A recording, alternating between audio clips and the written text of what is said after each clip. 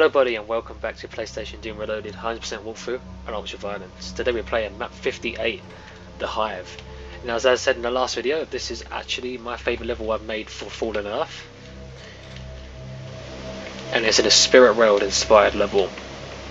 And probably the most hellish map out of the whole of Fallen Earth as well. We're deep inside the Hell Invasion at this point. So now we come this way into a familiar looking area. Now with the PSX coated. Nice PlayStation theme on top. So this area is heavily inspired by, of course, the Spirit World, but also it has a strong Heck vibe as well from TNT, which I'm pretty sure was heavily inspired by the Spirit World anyway, but yeah, it has a strong theme of both these levels.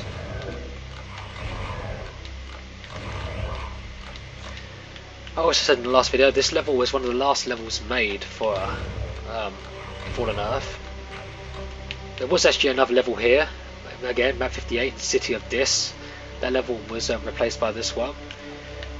I might actually showcase that level one day, because that level is fully functional, it's a full map. I just had different ideas on how I wanted to basically portray map 58. So if you come here, we can shoot this. We open up this room over here. Let's take these guys out first, these enemies. And we can get up to here. And we can use that quad damage later on, if I remember it.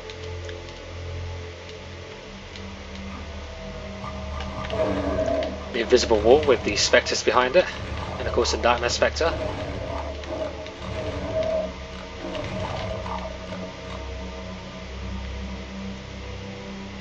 Okay, so now we're going to come in here real quick, and as you can see, another invisible wall. This one's a secret with some goodies in it. Okay, if we come this way, this would be a familiar looking area, and we're going to have a kind of a cramped fight in here. I'm going to see if I can trigger this fight without grabbing that, because I want to save that. Okay, he spawns behind us.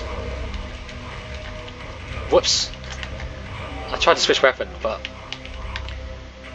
I somehow screwed up and actually shot the weapon. Come out here, please. Let's see if I can get all you together. Perfect. So yeah, 2 Cacodemons, including the one that teleports behind you. You can also come from in here. An Archvile and a Baron.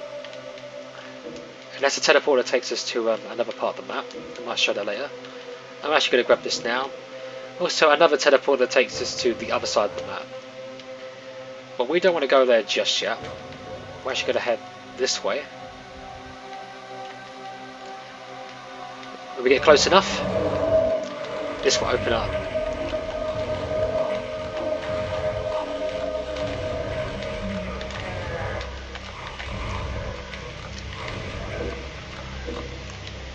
Where'd the other Spectre go?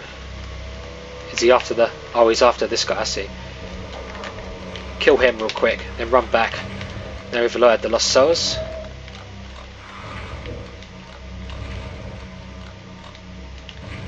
Where's the Spectre gone? There he is. He was hidden. Look at this little flesh room over here. If we go through these little fleshy corridor, get to kill these guys. We'll actually be back this way a little later on, because it's more of a backtracking area. But for now, we'll continue going this way. This way will actually lead to the exit. Obviously, we can't open it yet. So if we come over here, we got ourselves a red and yellow door. But first of all, obviously we need to find the switches. We can't open this yet, but we can open this. And this might look a little familiar. Again, there's going to be a teleporting revenants behind us.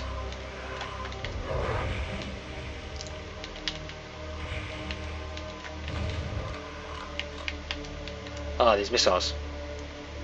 Nice.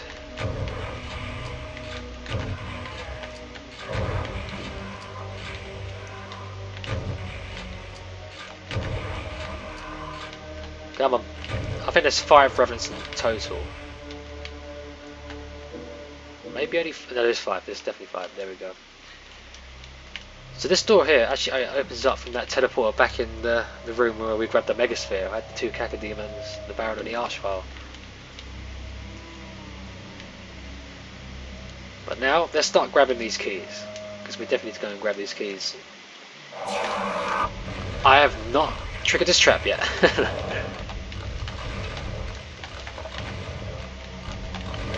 See, watch out for these guys, because I completely forgot they were there on my own level.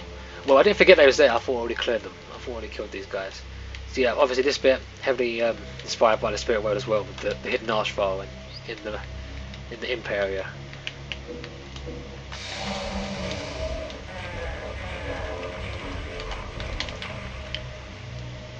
So let's kill these guys. You want to come here very quickly if your pistol's dying, because here's the rocket launcher.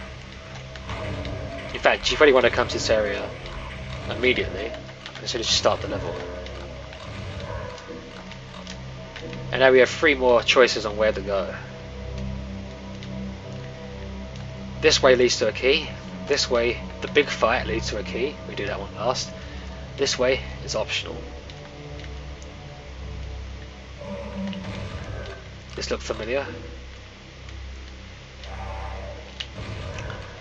The Nightmare Imp room. Where there's just that one torch at the end. That's our only defense in fighting these guys. There's also another Nightmare Imp hidden around here.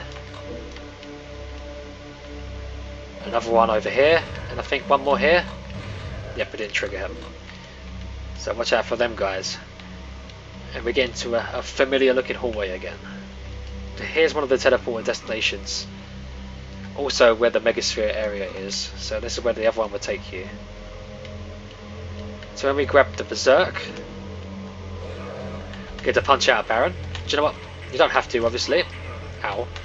This might be stupid on the controller in this cramped area, but let's do it.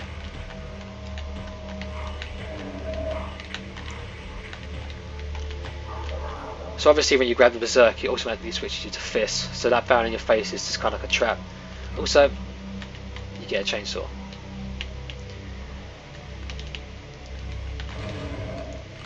Kill this Arachnotron. We'll grab that in a minute. And another familiar looking area. So if we come around the back here, we'll use this gun here. When we grab the grenade launcher, 4 Barons are going to lower. No Archvile this time though. In the original Spirit World you had to fight an Archvile here as well. So not as bad.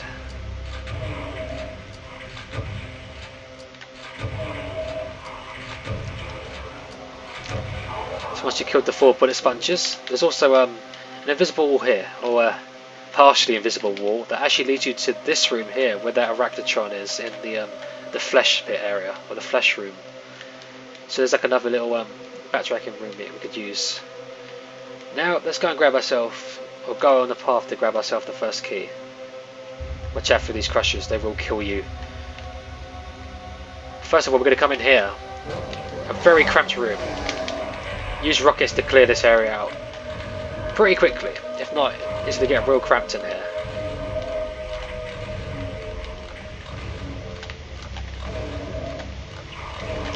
And now we can kill these guys with plenty of space.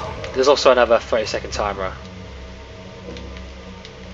So also, obviously heavily inspired by the Spirit World, one of these secret rooms with 4 backpacks. Also there's a green armor if you need it. Okay, the dead bodies are indication of where the crushers are, and these little rooms in the middle here, indication of where it's safe. You want to focus this way because there's no enemies the other way. Okay, now I'm going to quickly take out these chain gunners because they're the most threatening enemies of this area.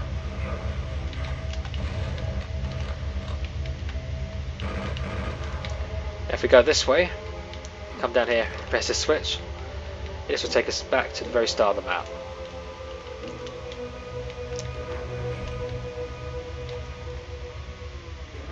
It's a nice little backtracker there.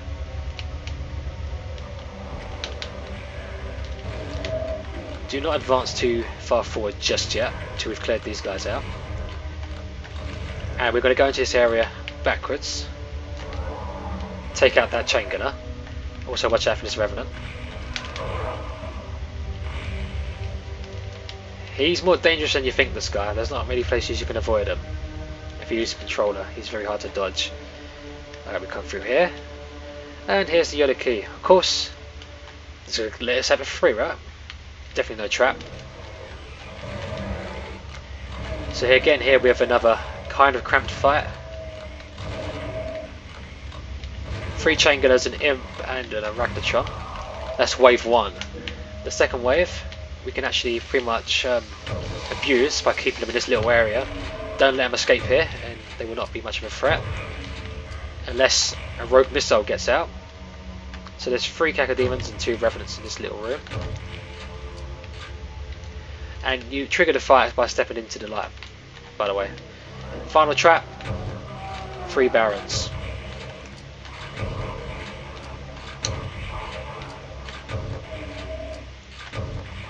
And just like that, we have our first key, and it leads right back to here, where we need to be at exactly. Press the switch. You can also go back this way if you need the resources.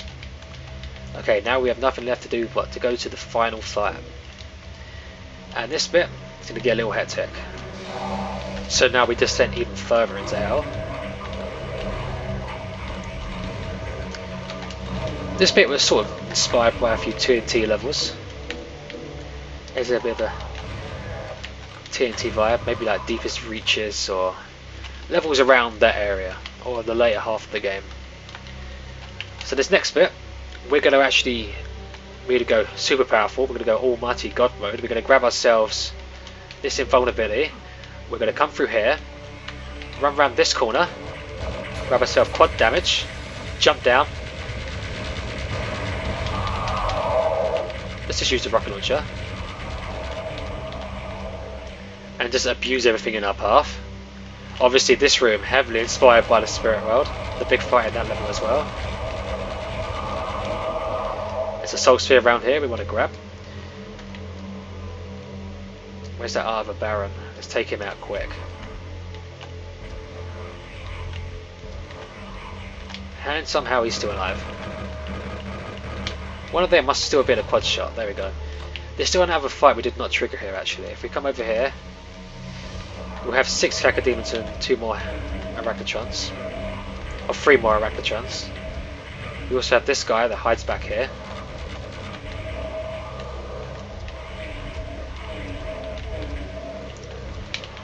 So this bit gets pretty hectic. You do not want to trigger everything at once unless you want to make full use out of the invulnerability and their secret quad damage.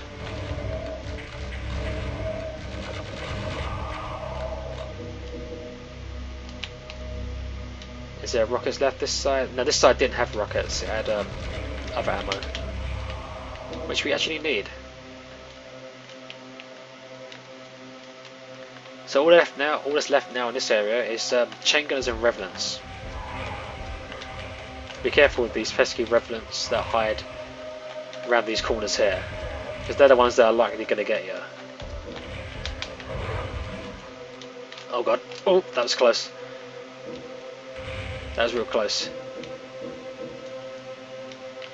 And this is the only part of the level you can actually see the hellish sky. The rest of it takes place underground.